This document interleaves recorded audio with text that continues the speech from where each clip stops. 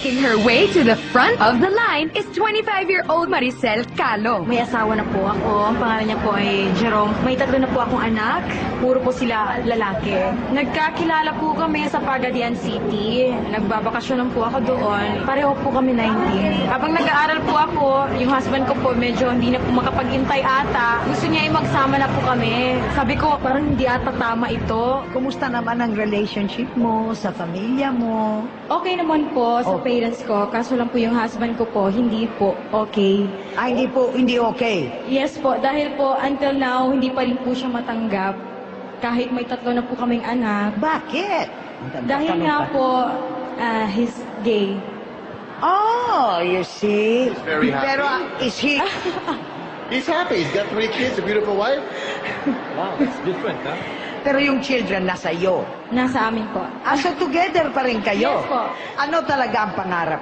Pangarap ko pong maging isang professional singer po. Magkaroon ng sariling concert po. At saka, mabigyan ko po ng komportableng bahay ng pamilya ko. That's nice. Please? I am changing, trying every way I can. I am changing, I'll be better than I am, but I need a friend to help me start all over again. 'Cause this time I am, this time I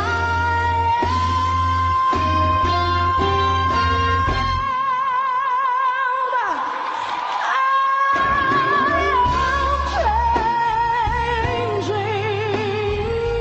I get my life together now. I am changing.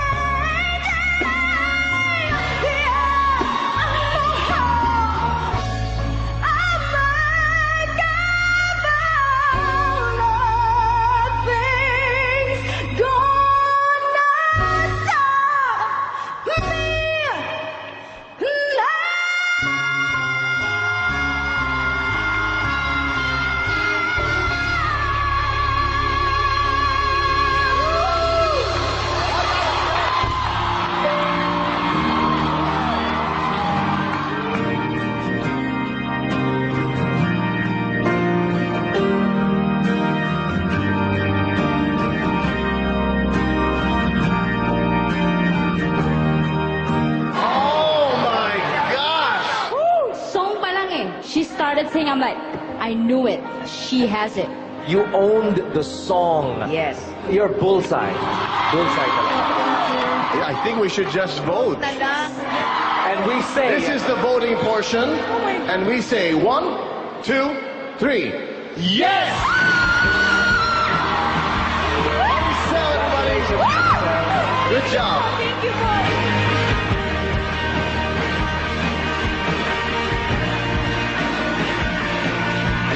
I love that song. It's just the right song. Proud na proud. Actually, we've been waiting for this po for a very long time. Sana magtuloy-tuloy.